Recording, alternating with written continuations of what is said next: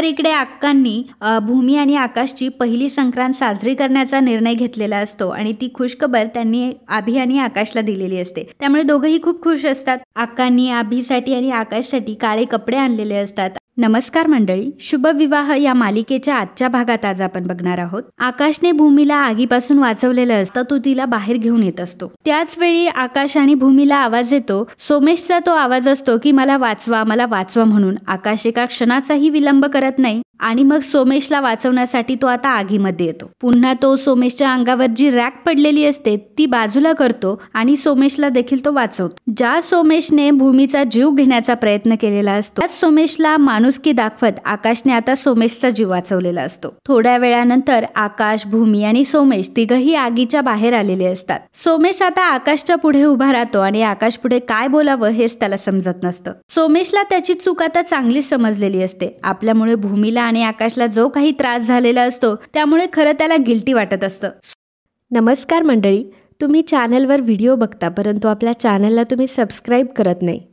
माझी तुम्हाला एकच विनंती आहे की प्लीज चॅनलला सबस्क्राईब करा आणि हा व्हिडिओ शेवटपर्यंत नक्की बघा। धन्यवाद।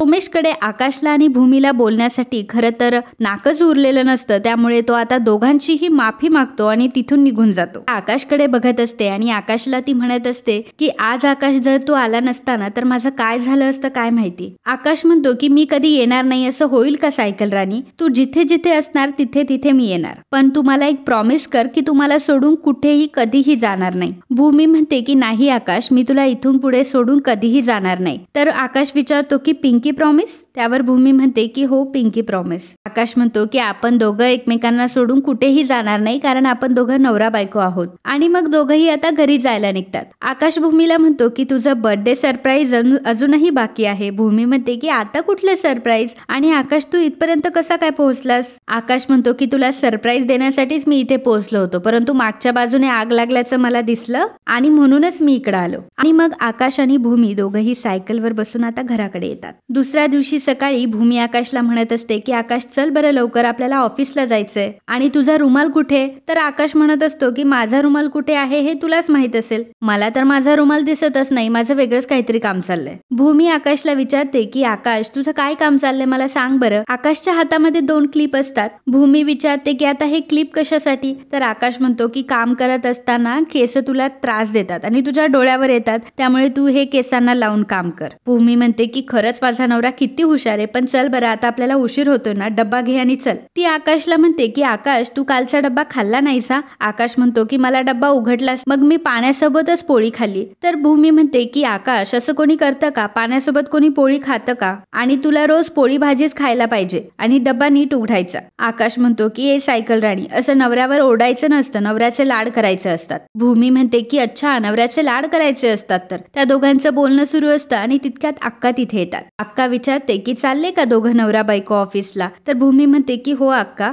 आकाशला इथे मुकादमांच्या इथे सोडून मी इनामदारांच्या इथे चाललीये। अक्का म्हणते की हो मग तुम्हाला तर नेहमी काम काम आणि कामच करायचं असतं, जगाचं भान तुम्हाला कुठे? जगामध्ये कुठे काय चाललंय, बाजूबाजूला काय चाललंय याचा तुम्हाला काही घेणं देणं नाही। भूमी म्हणते की अक्का हो मी काय केलंय ते तर सांग। अक्का म्हणते की चला सांगते तुम्हाला तुमचं काय चुकलं ते। आकाश आणि भूमी विचार करत असतात की नक्की अक्काला काय सांगायचं असेल। अक्का आता भूमी आणि आकाशला घरी घेऊन जातात। तर इकडे दुष्यंत हा नेहमीप्रमाणे भूमीवर वॉच ठेवून असतो। तो विचार करत असतो की आता ह्या अक्कांच्या मनात काय चाललंय। दोघंही मिळून त्या भूमीच्या मागे लागलेले असतात, तिला कधी एकटेही सोडत नाही आणि एकटीला राहूही देत नाही। आता तो कोणाला तरी कॉल करतो आणि सांगतो की त्या रात्रशाळेची चावी कोणाकडे, मला हवी येते। दुष्यंतचा काहीतरी प्लॅन असतो आणि तो प्लॅन वर्क करण्यासाठी आता त्याला ती रात्रशाळेची खोली हवी असते। अभिजित आता इकडे इनामदारांच्या ऑफिसवर आलेला असतो आणि इनामदार साहेबांसोबत मला भेटायचंय असं तो आता रिसेप्शनिस्ट सोबत भांडत असतो। रिसेप्शनिस्ट सांगते की आमच्या इनामदार साहेबांनी कोणालाही भेटण्यासाठी परवानगी दिलेली नाहीये। अभि म्हणतो की ते असं करू शकत नाही कारण त्यांच्यासोबत आमचं कॉन्ट्रॅक्ट आहे आणि हजारोंचं कॉन्ट्रॅक्ट टाळून ते आता गप्प बसू शकत नाही। आमची त्यांच्यासोबत डील आहे आणि इथिकली हे बरोबर नाहीये। आत्ताच्या आत्ता मला इनामदार साहेबांना भेटायचंच आहे आणि तो त्या मुलीवरच चिडत असतो आणि मग इनामदार साहेब मागे येऊन उभे राहतात। इनामदार म्हणतात की चोर तर चोर आणि वर शिरजोर, आमच्या अंगावर ओरडायला तुला लाज नाही वाटत का? अभि म्हणतो की तुम्ही डायरेक्ट आमच्या कंपनी सोबतचं कॉन्ट्रॅक्ट कॅन्सल करताय. इनामदार म्हणत असतात की तुम्ही आमच्या कंपनी सोबत विश्वासघात केलाय आणि गेलेला विश्वास हा परत येत नाही. अभिजित म्हणत असतो की अहो तुमचा काहीतरी गैरसमज झालाय, परंतु इनामदार म्हणत असतात की आमचा काहीही गैरसमज झालेला नाहीये. तुम्ही दिलेला माल आम्ही डायरेक्ट जर मुंबईच्या कंपनीला पाठवला असताना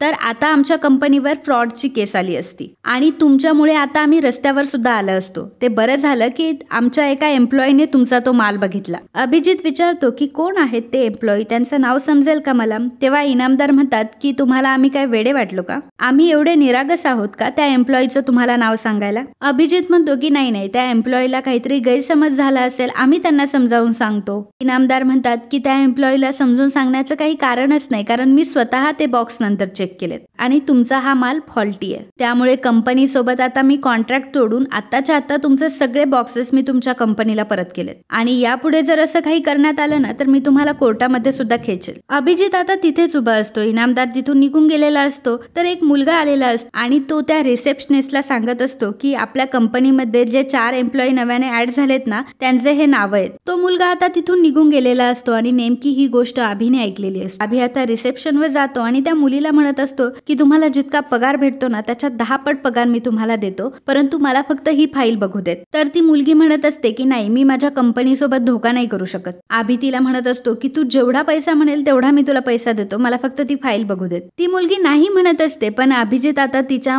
डोळ्यामध्ये लालच बघतो आणि आता तो तिला ऑफर देण्याचं ठरवतो. तर इकडे अक्कांनी भूमी आणि आकाशची पहिली संक्रांत साजरी करण्याचा निर्णय घेतलेला असतो आणि ती खुशखबर त्यांनी अभि आणि आकाशला दिलेली असते. त्यामुळे दोघंही खूप खुश असतात. अक्कांनी अभिसाठी आणि आकाशसाठी काळे कपडे आणलेले असतात आणि मोठ्या थाटामाटात आकाशची आणि भूमीची पहिली संक्रांत ती साजरी करणार असतात. तर मित्रांनो, आजचा हा भाग इथेच संपतो. पुढील भागामध्ये भूमीने सुगडं पुजलेलं असतं, तिने अक्कांचा आशीर्वाद घेतलेला असतो. अक्का त्या दोघांनाही आशीर्वाद देतात आणि म्हणतात की नेहमी सुखी राहा आणि दोघांवरचं प्रेम हे असंच असू द्या. तिने दोघांनाही आशीर्वाद दिलेला असतो आणि दोघांची ही संक्रांत आता धूमधडाक्यात साजरी केलेली असते. त्या मुलीने आता अभिजितला ती फाईल दिलेली असते आणि त्या फाईल मध्ये भूमी देसाई हे अभिने नाव असलेलं असते आणि ही गोष्ट तो लगेचच रागिणीला सांगतो. तो रागिणीला सांगतो की आई, तुझा अंदाज अगदी खरा ठरला, ती भूमीच आहे. रागिणी म्हणते की आता लवकरात लवकर आपल्याला पुढचं पाऊल उचलायला हवं. अभि म्हणतो की आई तू काळजी करू नको, मला तिचा ऍड्रेस देखील मिळालाय. तर भूमी आणि आकाश नंतर ऑफिसला निघालेले असतात आणि दोघंही रस्त्याने चाललेले असताना नेमका अभिजित त्यांच्या समोर आलेला असतो, परंतु अजूनही अभिजितचं त्या दोघांवरही लक्ष नसतं. तर आता अभिजित हा भूमी आणि आकाशला बघेल की नाही हे आपल्याला पुढील भागातच समजणार आहे. त्यामुळे भाग जर चुकवायचा नसेल तर लगेच आपल्या चॅनलला सबस्क्राईब करा आणि हा व्हिडिओ आवडला असेल तर व्हिडिओला लाईक आणि कमेंट करायला अजिबात विसरू नका. धन्यवाद. त्यामुळे भाग जर चुकवायचा नसेल तर लगेच आपल्या चॅनलला सबस्क्राईब करा आणि हा व्हिडिओ आवडला असेल तर व्हिडिओला लाईक आणि कमेंट करायला अजिबात विसरू नका. धन्यवाद.